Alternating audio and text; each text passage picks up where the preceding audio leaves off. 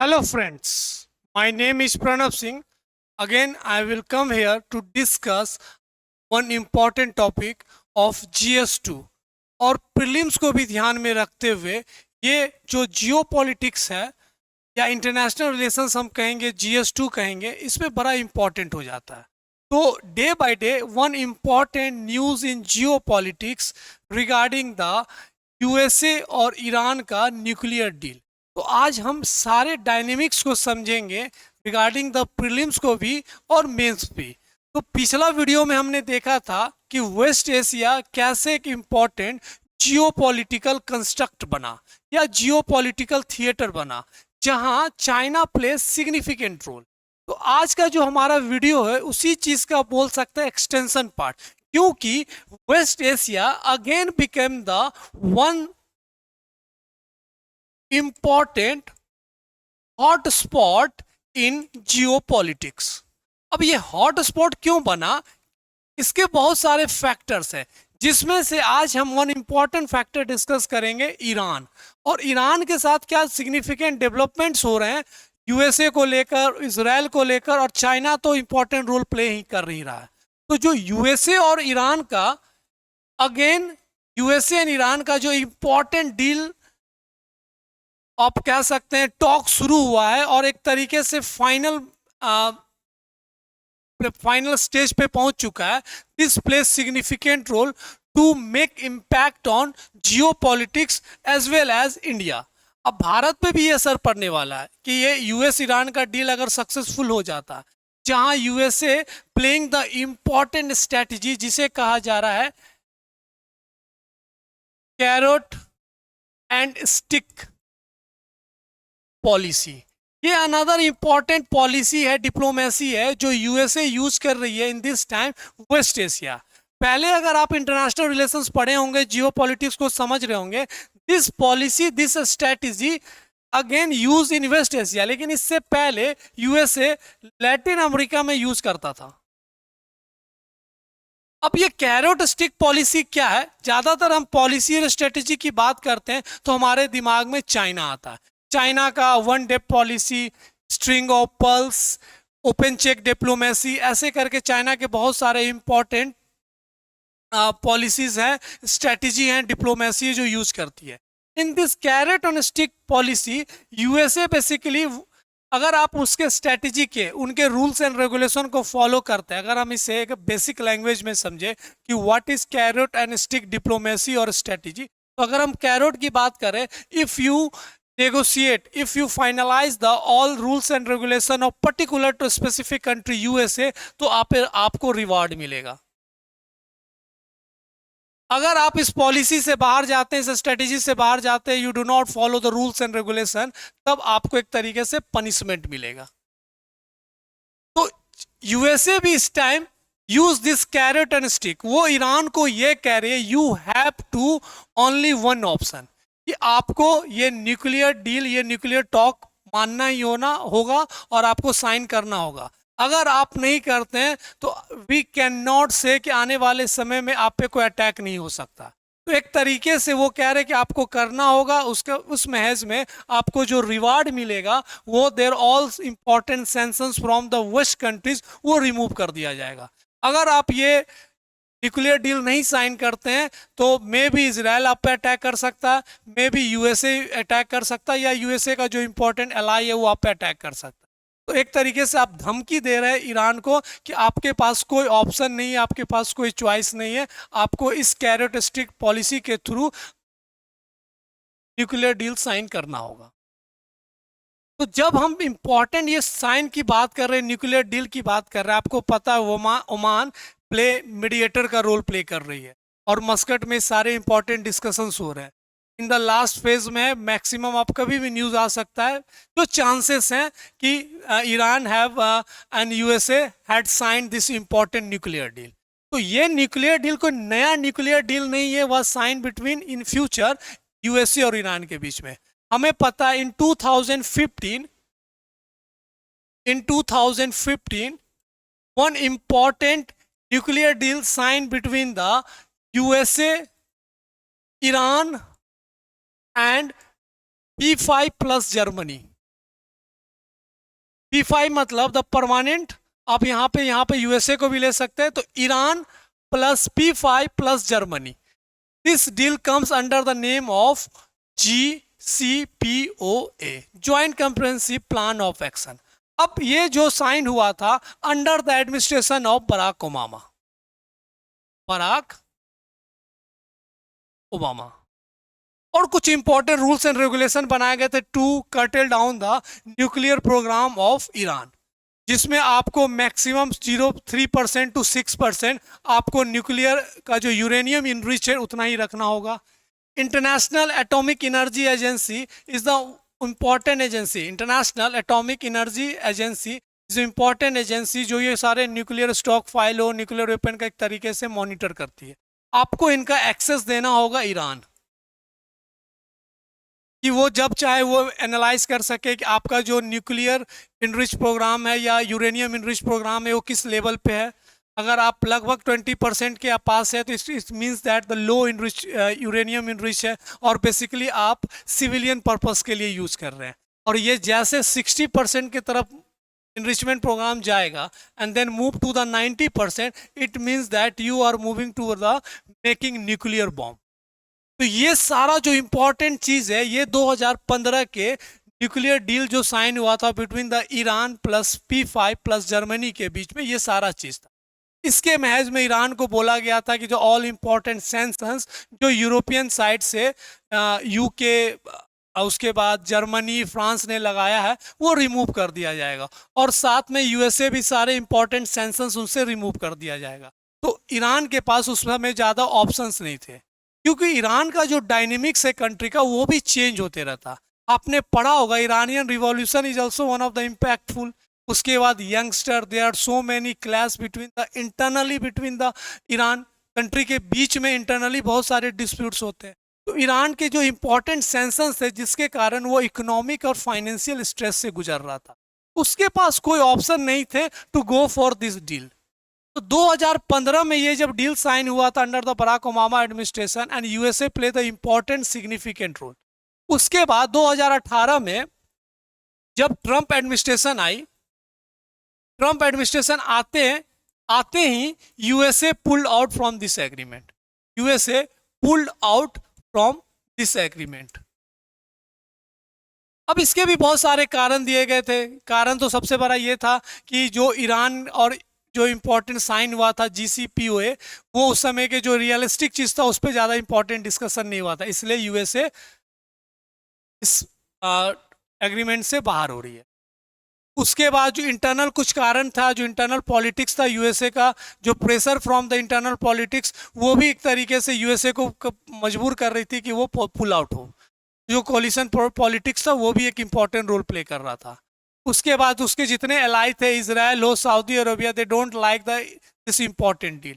तो ये सब भी कारण बनते जा रहा था जिससे यूएसए ने अपना नाम, या आप बोल सकते हैं यूएसए हैज पुल्ड आउट। उसके बाद इंपॉर्टेंट सिग्निफिकेंट चेंजेस जो हम अभी देख रहे हैं फ्रॉम द अप्रैल बिगनिंग, और उससे पहले there are lots of discussion, there are lots of talk between the USA and Iran. लगभग 3 राउंड का टॉक हो चुका है, इनडायरेक्ट और डायरेक्ट। आने वाले समय में ये माना जा रहा है कि USA and Iran will having the important nuclear deal, जिसमें जो इंपॉर्टेंट इनरिचमेंट प्रोग्राम की बात है, सेंट्रीफ्यूज करने की बात है, उस चीज को स्टॉक फाइल करने की बात चल रही है।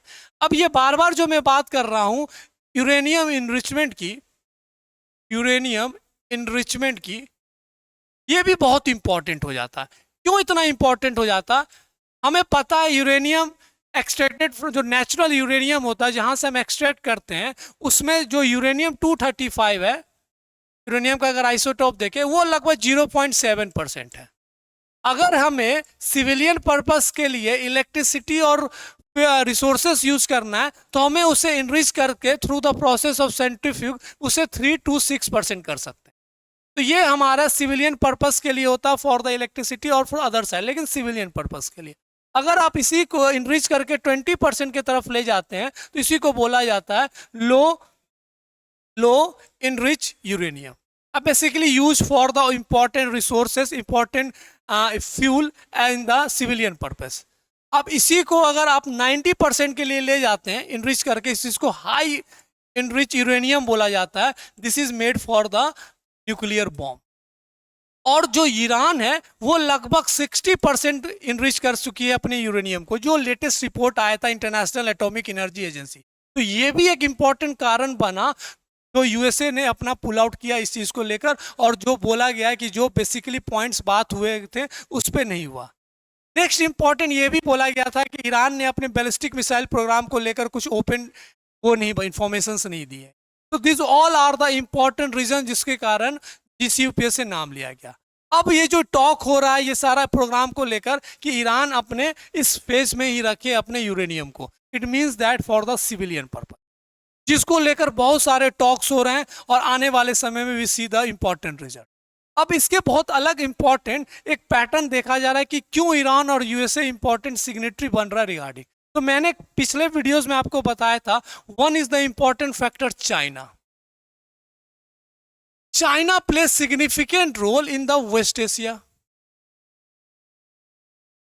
और आने वाले समय में China play one of the rivalry. अगर वेस्ट एशिया में अगर यूएसए को कोई काउंटर कर सकता है तो वो है चाइना, इसमें ईरान उसका सबसे इंपॉर्टेंट इलाई है।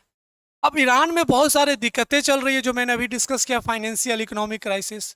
तो चाइना तो बहुत सारे पॉलिसीज लेकर आया, बहुत सारा फंडिंग कर रहा है, लेकिन जो इंपॉर्टेंट सेंक्शंस लगा हुआ है from the USA side Iran का, वो उसको ज्यादा प्रॉब्लम दे रही। और वो तभी बाहर निकल सकता है जब तक यूएसए सेंक्शंस ना रिमूव करे। उसके बहुत सारे बिलियंस ऑफ मनी जो ब्लॉक कर दिया गया है फ्रॉम द यूरोपियन साइड से, जो बैंकिंग अकाउंट्स हैं यूएसए के बैंकिंग अकाउंट्स हैं। तो ये सबसे ज्यादा स्ट्रेस डाल रहा है ईरान को, जो इकोनॉमिक एंड फाइनेंशियल। इसमें चाइना भी कुछ नहीं कर सकती है। अब इस चीज से बाहर निकलने के लिए ईरान के पास एक ही ऑप्शन है, जो है यूएसए के साथ नेगोशिएट करे। अगेन दूसरा एक इंपॉर्टेंट एग्जांपल निकल कर आ रहा है इजराइल।